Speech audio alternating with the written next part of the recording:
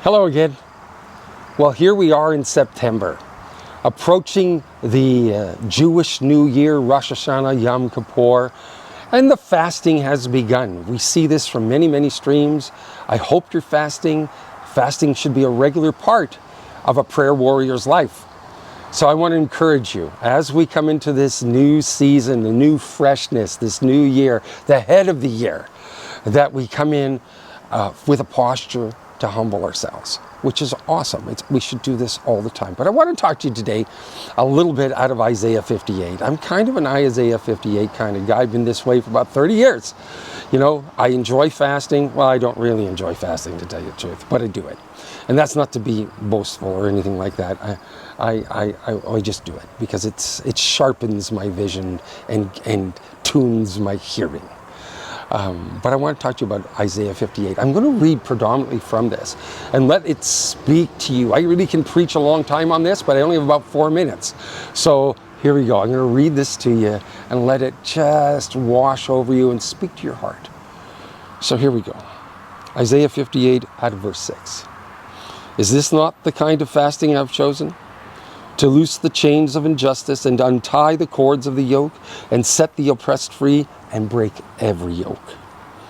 Is it not to share your food with the hungry and to provide the poor wanderer with shelter?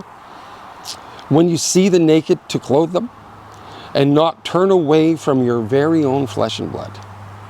Then your light will break forth like the dawn and your healing will appear quickly. Then your righteousness will go before you, and the glory of the Lord will be your rear guard. Then you will call, and the Lord will answer. And you will cry for help, and he will say, here am I.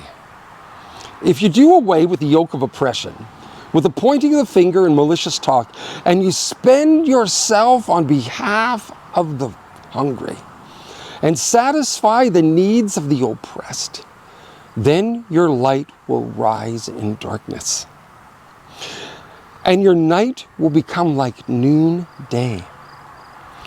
The Lord will guide you always, and he will satisfy your needs in a sun-scorched land. We've had a lot of places very, very sun-scorched this year. And will strengthen your frame. You will be like a well-watered garden, like a spring whose water never fails. Your people will rebuild ancient ruins and will raise up age-old foundations. You will be called repairer of broken walls, restorer of streets with dwellings. Isn't that powerful? So as we come into this head of the year, this new year, I want to encourage you to keep your eyes open to the poor. In Canada, it appears we are in a pandemic of homelessness.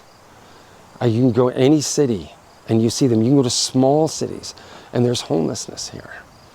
And it's important that we don't turn our eye away from it.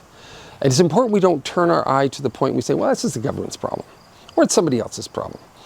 And it's that neighborhood's problem. It's important that we engage when we see things. You know, in terms of human trafficking, again, you know, you're going to hear us talk about this quite a bit. The 401, which is a highway near us, about 45 minutes away from me, it is the world's most trafficked highway. There is more trafficking that takes place, human trafficking that takes place on that highway than Bangkok, Thailand. Think of that. How absurd. Right here in Canada. And so we need to be praying and pressing into that. We need to be aware of this. We need to be those intercessors standing on the wall, praying and singing songs of deliverance for those men and women that are trapped in those places. You know, in terms of food banks, they are now perpetually bare, from what I understand last week, listening to the Ottawa City Mission and Ottawa Food Bank. They are perpetually bare. And so it is our place as the people of God to care about the poor. The poor are very important to the Lord. So as we go into fasting, I wanted to encourage you. Is this the fast that I've called you to? To set captives free, to feed the poor, to release from bondage those that are oppressed. Just think about it. My name is Chris Byberd. I'm the director of the National House of Prayer, and I'll see you next time. Bye now.